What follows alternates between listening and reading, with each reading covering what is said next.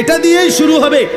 সে মালাকুল মউত আজরাইলকে দেখেই আর তার রুহু কবচ দেখেই সে বুঝে ফেলবে তার পরবর্তী স্টেজ বড় বিপজ্জনক, তার সামনের জিন্দেগি বড় বিপজ্জনক।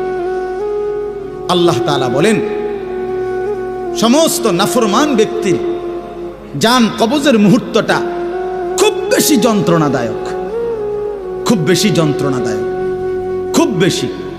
এই যন্ত্রণার সিস্টেম হইল, নবীজি বলছেন, প্রত্যেক নাফরমান পাপী, হাদিসের মধ্যে আছে, নেককার ব্যক্তি ফেরেশতা আজরাইল অত্যন্ত সুন্দর আকৃতিতে নেককার ব্যক্তির কাছে আইসা তার রুহু কবজের সময় বলবে, হে পবিত্র আত্মা, আল্লাহর সন্তুষ্টি নিয়ে তুমি বের হয়ে আসো।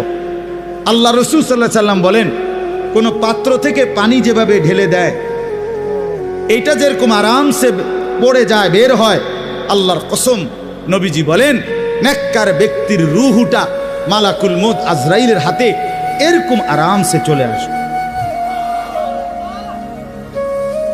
আর আল্লাহর নবী সাল্লাল্লাহু আলাইহি সাল্লাম বলেন, কোন নাফরমান পাপী এক নম্বরে তার মৃত্যুর সময় প্রথম হইল ফেরেশতা মালাকুল মউত আজরাইল অত্যন্ত নিকৃষ্ট বিভৎস কুৎসিত চেহারা নিয়ে তার সামনে দাঁড়াবে।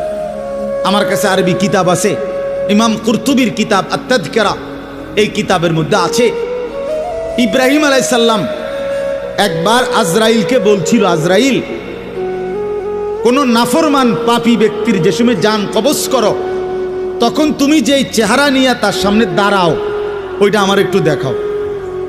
কিতাবে আছে, আজরাইল বলছে ইব্রাহিম আলাইহিস সালামকে যে আল্লাহর কসম আপনি সহ্য করতে পারতেন না।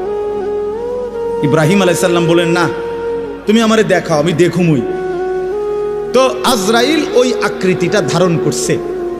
কোন পাপীর রুহু কবজের সময় উনি যেই চেহারা ধরে, অত্যন্ত নিকৃষ্ট কুৎসিত চেহারা।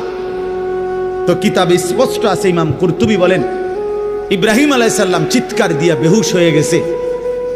লম্বা সময় পরে হুঁশ আসার পরে উনি চোখের পানি ফেলে আল্লাহকে বলছে, আল্লাহ, তোমার কোন নাফরমান বান্দা পরবর্তীতে কবরের আযাব, হাসরের আযাব, জাহান্নামের আযাব আর কিছুই লাগবে না, শুধু কেবল আজরাইলের এই বিভৎস চেহারার যদি একবার দেখে, তার 60 বছরের নাফরমানির শাস্তির জন্য এটাই যথেষ্ট।